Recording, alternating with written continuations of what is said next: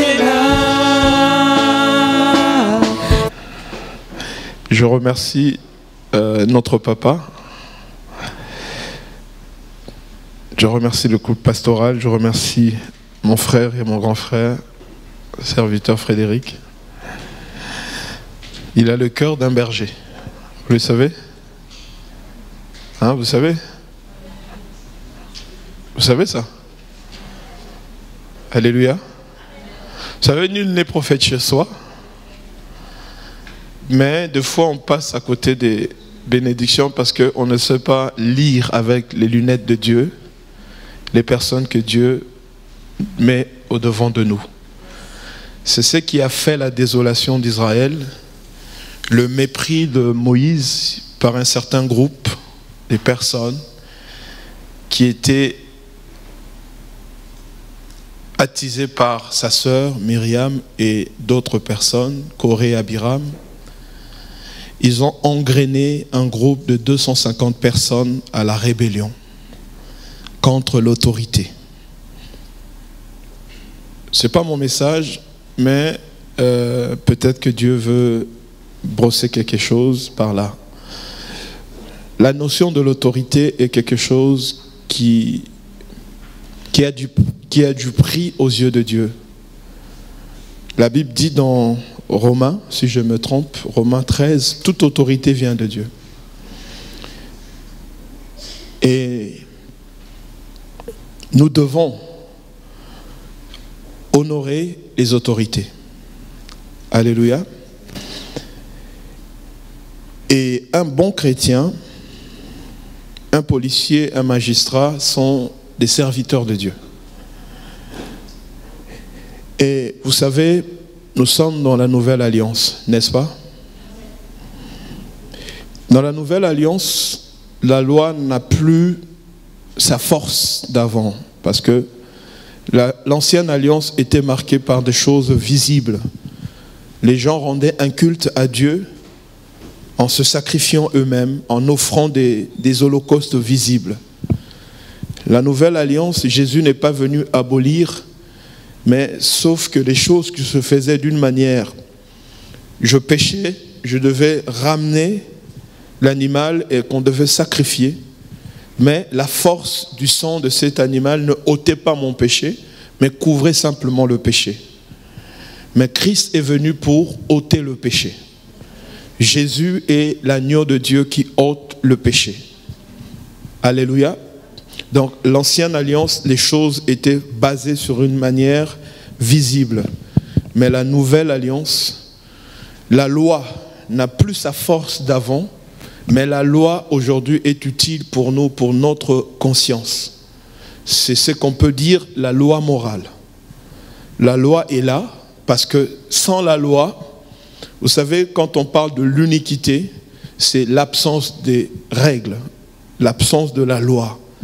Et vous savez qu'un pays, une famille, une communauté où il n'y a pas de règles, c'est la jungle. Hein? Chacun peut faire ce qu'il veut. On peut venir à l'église à l'heure qu'on veut. On peut répondre à son téléphone en plein culte. On est en retard. On se dit que le pasteur n'a rien à me dire. D'ailleurs, c'est moi qui conduis l'adoration. Je peux donner des ultimatums aux gens. D'ailleurs, s'ils ne veulent pas, je prends le groupe de chante, on s'en va. Vous voyez? On ne peut pas vivre comme ça. Dis à ton prochain, on ne peut pas vivre comme ça. Alléluia. Vous savez, le tabernacle de Moïse était différent du tabernacle de je vais essayer de rester cadré pour les images. Le tabernacle de Moïse était différent du tabernacle que celui de David avait préparé. Je veux fermer ça parce que le Saint-Esprit me dit ferme-moi tout ce que tu as préparé. Je veux parler de cœur à cœur à mon peuple. Amen. Et on obéit au Maître. Donc, le tabernacle de Moïse était différent du tabernacle que David avait fait préparer les matériaux et que son fils Salomon, un enfant illégitime, par rapport à sa naissance avec Bersheba, il ne devait pas succéder au trône. Toi et moi aussi, nous sommes un peu du profil de Salomon. Nous n'étions pas dans la lignée des Juifs en tant que tels, mais j'aimerais te choquer, c'est que la finalité, Juifs et nous allons nous retrouver. Parce que la finalité de l'Église, Israël, que nous sommes spirituellement, nous allons nous retrouver quelque part. Puisque quand l'Église sera enlevée, l'Église passera le millénium, après quoi il y aura l'Armageddon, l'Église que tu es reviendra, combattra et nous irons après par la suite.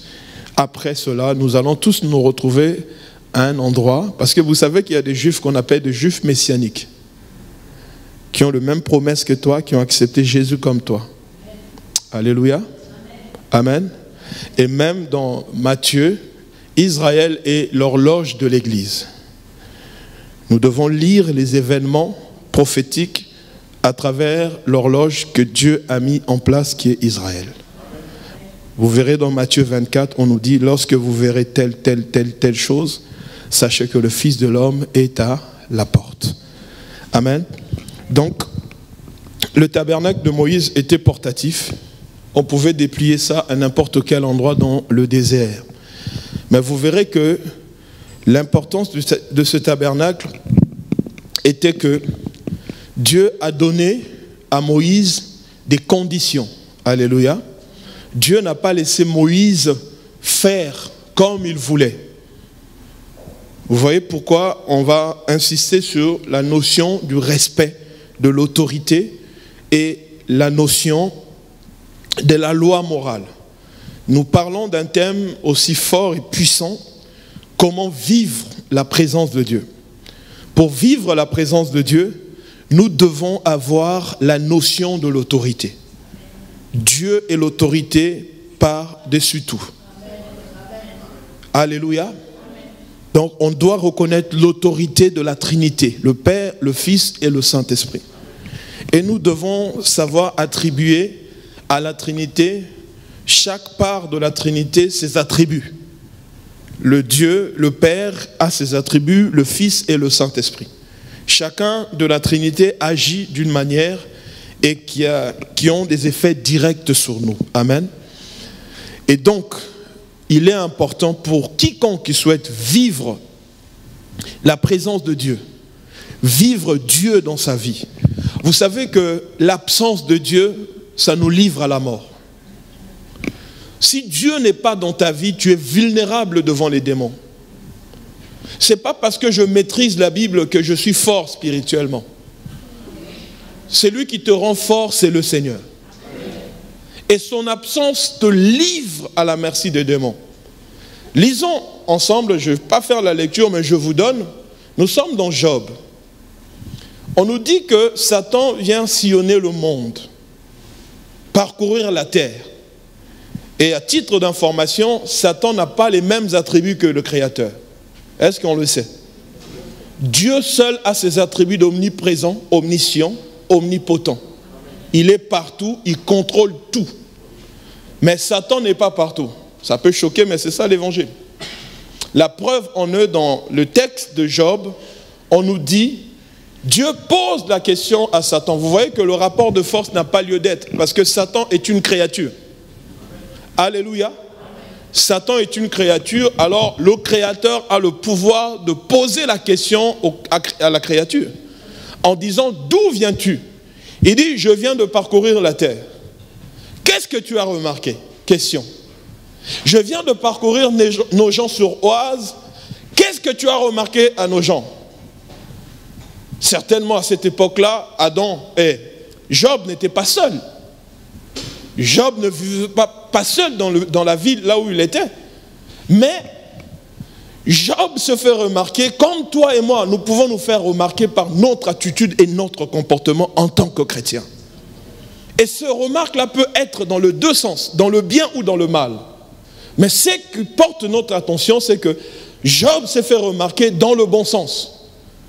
Dieu pose la question, as-tu remarqué mon fils Job? Qu'est-ce qui a fait, posons-nous la question, qu'est-ce qui a fait qu'on distingue Qu'est-ce qui était de différent dans la vie de Job? Parce que Job savait son identité. Il savait qui il était. Il savait qu'il avait quelque chose de différent des autres et il ne pouvait pas se mélanger. Vous savez, être chrétien ne fait pas de toi un homme arrogant. Mais tout simplement, tu as une semence qui doit être gardée précieusement. Alléluia. Alors, la question de Dieu. As-tu remarqué mon fils et serviteur Job? Satan dit oui. Et alors, Satan répond, oui, mais il te craint par intérêt. Et Satan dit encore, oui, ce qui fait la force de Job, parce que ta main est sur lui. Alléluia. Alléluia. Ce qui fait ta force, c'est la présence de Dieu. Sans la présence de Dieu, on va vivre comme tout le monde. Vous savez, on peut chanter ici sans Dieu. On peut passer un culte sans Dieu, vous le savez? Alléluia. On peut passer un culte émotionnel où les gens pleurent, mais Dieu n'est pas là. Pour que Dieu soit dans nos cultes, il faut que chacun puisse prendre conscience que je dois me préparer avant d'aller devant la présence de Dieu. Alléluia. Parce qu'en venant ici, chacun emmène du sien, chacun apporte un plus-value, et en additionnant ces grâces-là, lorsque nous offrons une offrande à Dieu, la gloire descend. Mais la gloire de Dieu peut accomplir deux choses. Peut répandre la vie, elle peut aussi communiquer la mort. Parce que la gloire revient à Dieu seul. Personne ne peut s'accaparer de la gloire. Parce que vous verrez que quand la gloire descend, les caractéristiques de la gloire, les gens qui vivent la gloire, ils tombent par terre.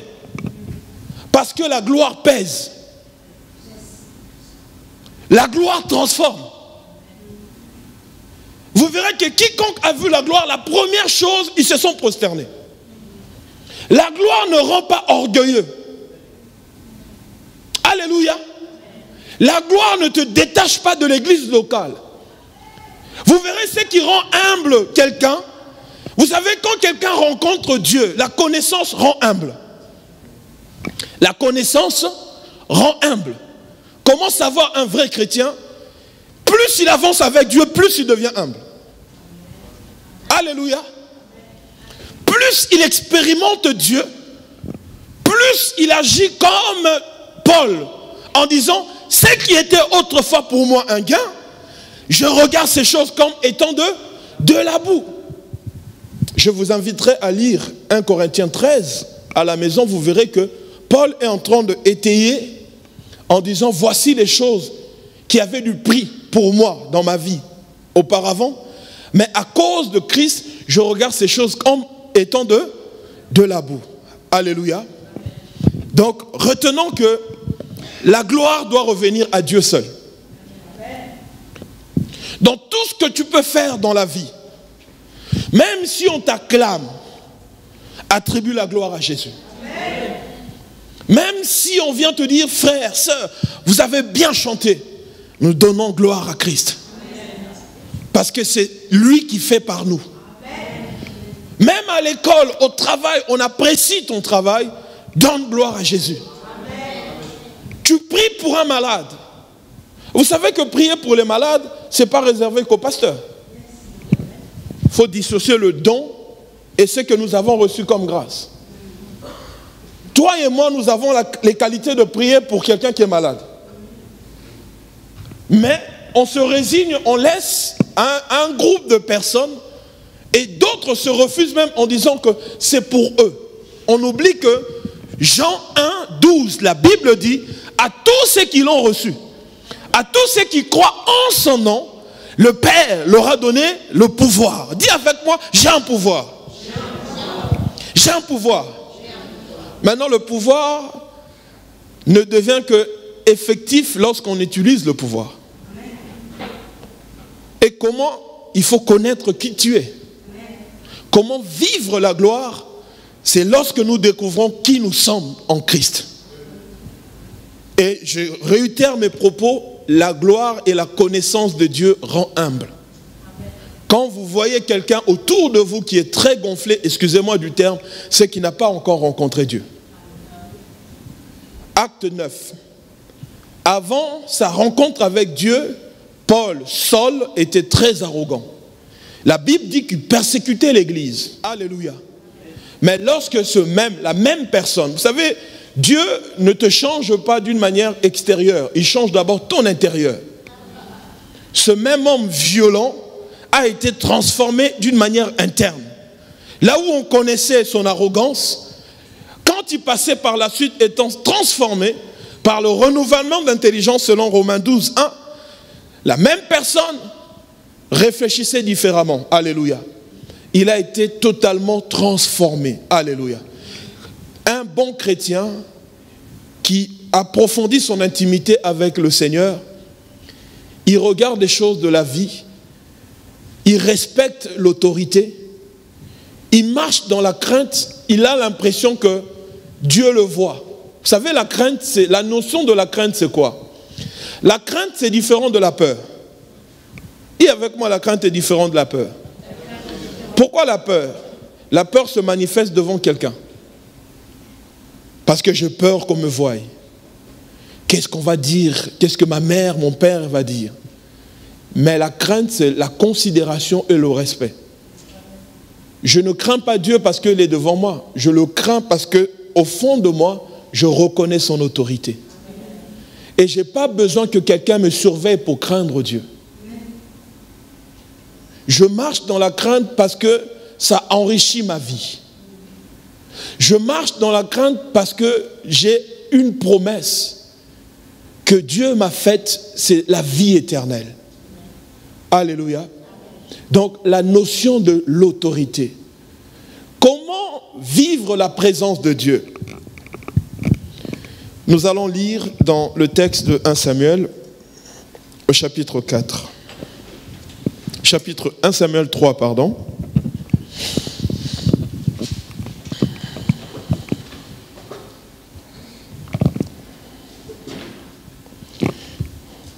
Le verset 7 de 1 Samuel, chapitre 3.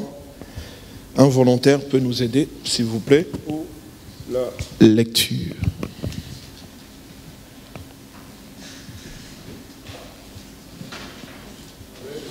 Merci.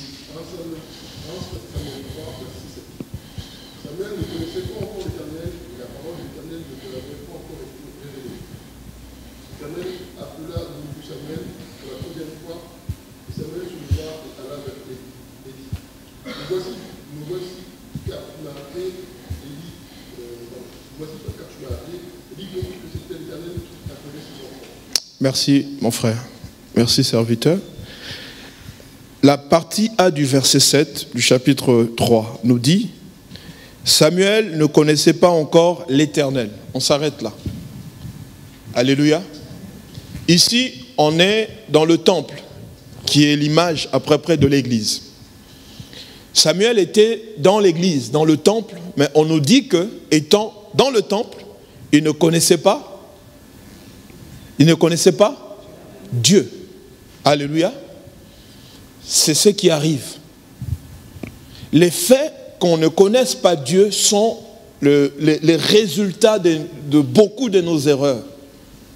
Parce que les faits de ne pas connaître Dieu et ce principe fait que je mène une vie comme je veux. On est un peu libéraliste. Hein? Le fait que je ne connais pas Dieu, c'est aussi l'absence des règles. Je ne me soumets pas à l'autorité parce que je n'ai pas connu Dieu encore. Vous savez, venir à l'église en retard, c'est un mal grave. Je nous aide parce que c'est ça l'évangile. Alléluia. Dieu est un Dieu de principe.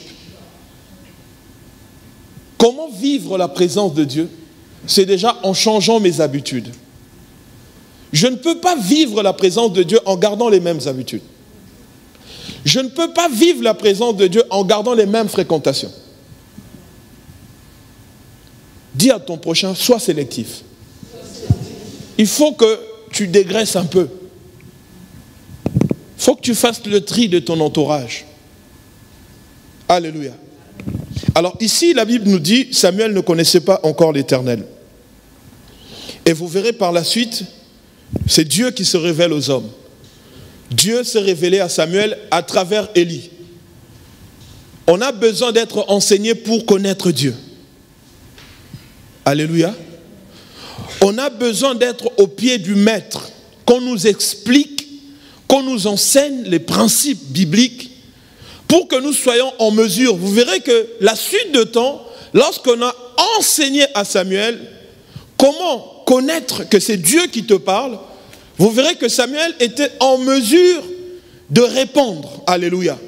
De dire, parle ton serviteur, écoute. Si on n'aurait pas enseigné Samuel, Samuel aurait continué à l'église, il aurait continué à faire sa propre vie sans réellement avoir une révélation de la personne du Créateur. Et c'est un vrai danger. Jean 8, 32 nous dit, vous connaîtrez la vérité vous rendra libre. Alléluia. Proverbe 16, 7 nous dit que, Proverbe 7, 16, nous dit, qui peut nous dire? Proverbe 16.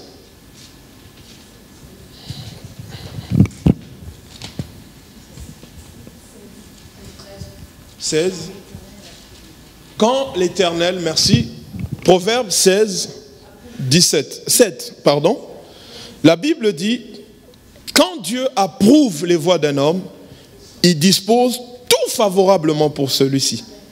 Il va même disposer tes ennemis pour toi. Alléluia. Donc nous revenons sur le texte de 1 Samuel. Le problème qui nous a réunis aujourd'hui, si nous voulons être efficaces en tant que jeunes, nous devons nous asseoir et accepter qu'on nous enseigne. Nous sommes dans une période de crise identitaire où tout le monde prétend connaître. Il ne faut pas faire ça, je sais. Il ne faut pas marcher comme ça, je sais. Vous savez, en agissant comme ça, même dans le milieu professionnel, si tu agis comme ça avec des collègues où tu viens de rentrer dans l'entreprise, tu verras que plus personne ne te donnera des conseils. Et ils vont même te donner un surnom, il sait tout. Monsieur qui sait tout. En vrai, ne sait rien. Alléluia. À ton insu, tu ne sais pas quel surnom on te donne. Maintenant, sois attentif quand tu entends monsieur qui sait tout, retourne-toi. Alléluia. Dis avec moi, je ne serai plus monsieur qui sait tout. Vous savez la définition du mot disciple, c'est quoi? La définition du mot disciple veut dire apprenti. Un disciple est l'apprenti qui apprend auprès d'un maître. Le jour où le disciple arrête d'apprendre, c'est le début de la chute. Le jour où tu en as assez d'apprendre à l'église, c'est tu tombes. Le jour où Nebuchadnezzar a tapé la poitrine, il dit « Je bâtis Babylone par ma propre force », il a chuté. Soyons réceptifs, aimons les enseignements. On a expliqué à Samuel, lorsque tu écouteras la voix, voici comment tu vas agir. Alors Samuel était en mesure de discerner la voix de Dieu. Ici nous venons, l'église nous donne un équipement. Dis avec moi un équipement. Pour que tu sois en mesure de connaître et distinguer la voix de Dieu. C'est le discernement. Le discernement c'est quoi? On va conclure là. Le discernement c'est le distinguo. C'est la capacité de faire la part de choses. Scinder les choses, tirer le bien et retirer le mauvais. Alléluia. En vrai, dans notre marche chrétienne, en tant que jeune chrétien, Dieu veut t'apprendre, en se révélant en toi, comment vivre sa présence. Plus la présence de Dieu vient en toi, plus cette présence te donne le dégoût du monde. Vous savez, je vais conclure. J'étais un drogué, moi. Je vendais la drogue, je fumais. Personne ne m'a dit d'arrêter. Mais le jour où j'ai reçu Christ, je suis venu à l'église, on m'a invité. Et l'évangile m'a touché. J'ai donné mon cœur à Jésus. Je suis rentré chez moi. j'ai commencé à déchirer le poster des rappeurs américains, là, vous voyez, hein? Biggie, Snoop, hein? Tupac, Lil Kim, Foxy Brown, vous voyez tout ça, hein? Mobb Deep, Das Effect, tout ça, hein? Vous voyez, hein? LA, les rap new-yorkais, West Coast, tout ça. Et donc, lorsque j'ai écouté l'évangile, je suis rentré chez moi, j'ai commencé à déchirer les posters. Je fumais, je vendais de la drogue. Le jour où j'ai arrêté de fumer, personne ne m'a dit d'arrêter de fumer. La présence de Dieu crée dans ton cœur un dégoût du monde. Si quelqu'un ici est faible, ne te condamne pas. L'évangile n'est pas une condamnation. L'évangile, c'est la possibilité. Dieu n'est pas là pour te condamner. Dieu est là pour te donner l'aperçu qu'il y a une vie autre que ta vie. Tu peux vivre étant chrétien et être heureux et heureuse. L'évangile n'est pas une contrainte. L'évangile te prépare à ta destinée. Et ici, Dieu a une destinée pour toi et moi. Voilà, chers amis, sans abuser du temps qui m'a été donné, je sais qu'il y aura d'autres opportunités. En tout cas, je suis vivement, mon cœur est heureux d'être là parmi vous. Comment vivre la présence de Dieu? C'est un thème qui est tellement riche et vaste qu'on ne pourrait pas aborder ça ici en quelques minutes. Mais voici l'aperçu que Dieu nous donne. Pour vivre la présence de Dieu, je vais prendre un exemple. Mon frère, tu peux venir s'il te plaît? Avec le stylo.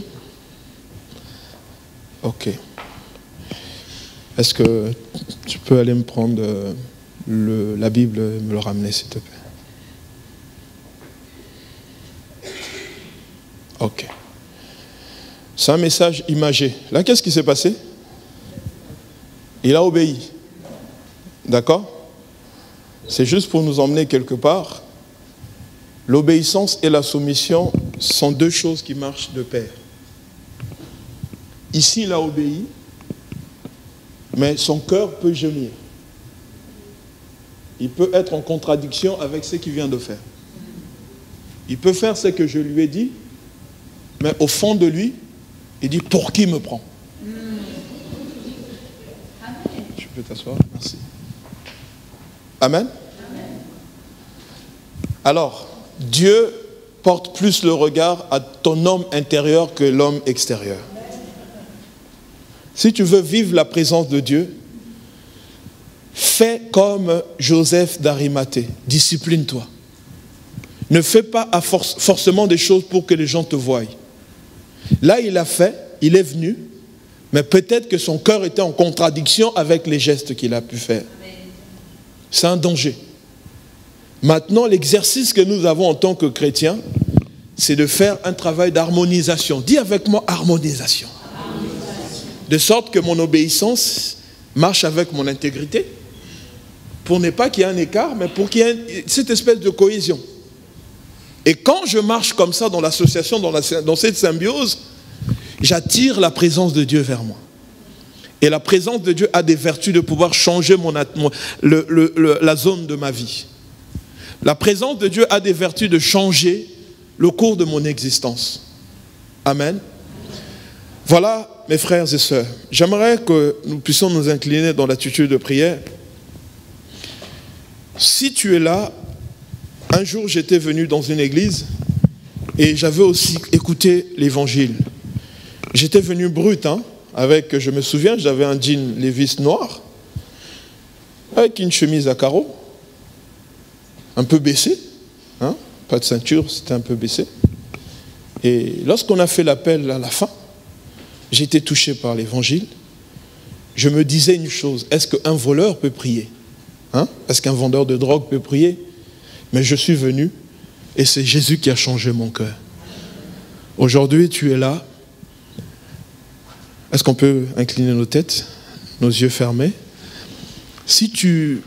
On a dit que Samuel était dans le temple, mais il ne connaissait pas Dieu.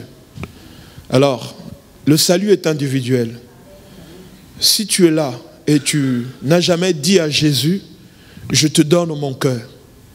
Je te reçois comme Seigneur et Sauveur. Lève la main, nous allons prier pour toi.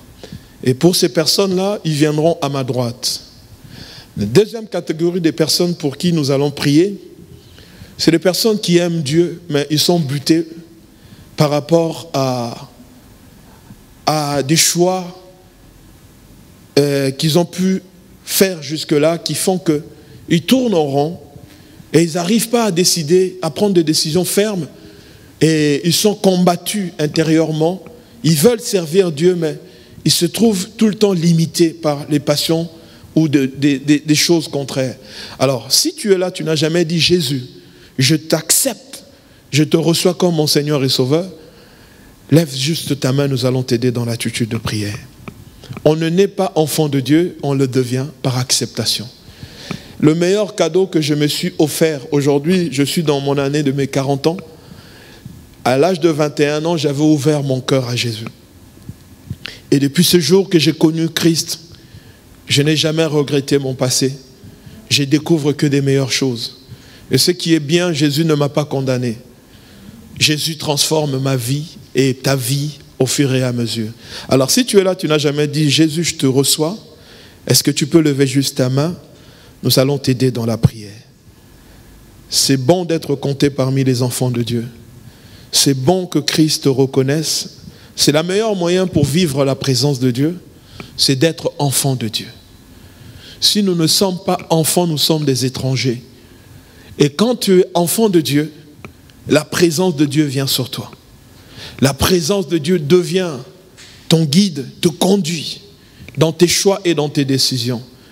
Alors, avant de conclure, si tu n'as jamais reçu Christ, est-ce que tu peux lever la main pour que nous puissions t'aider dans la prière? Ce jour-là, on m'a aidé aussi dans la prière. On m'a aidé, j'ai reçu Christ.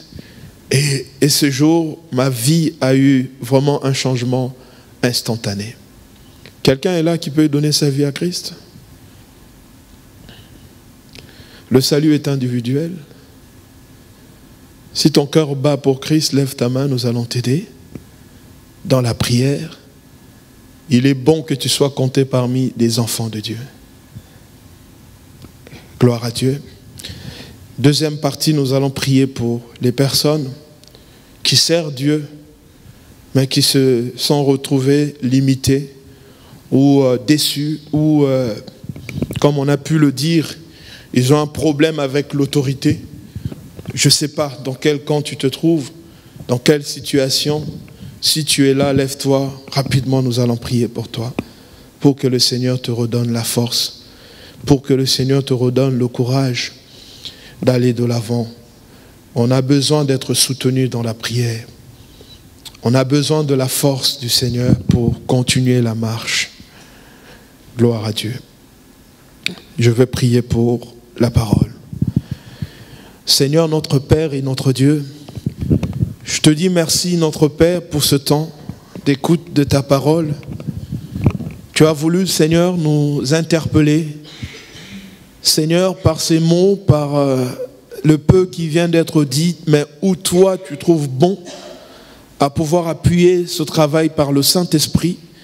Merci de bénir la vie de tout un chacun, de bénir l'Église, de bénir notre papa qui est à la tête, de bénir, oh Dieu, chaque serviteur et servante qui travaille d'une manière dévouée au sein du ministère. Laisse que ta parole trouve place dans nos cœurs. Bénis cette activité des jeunes. À toi seul soit rendue toute la gloire. Dans le nom de Jésus-Christ, nous disons tous Amen. Ta main, nous disons, ta puissance.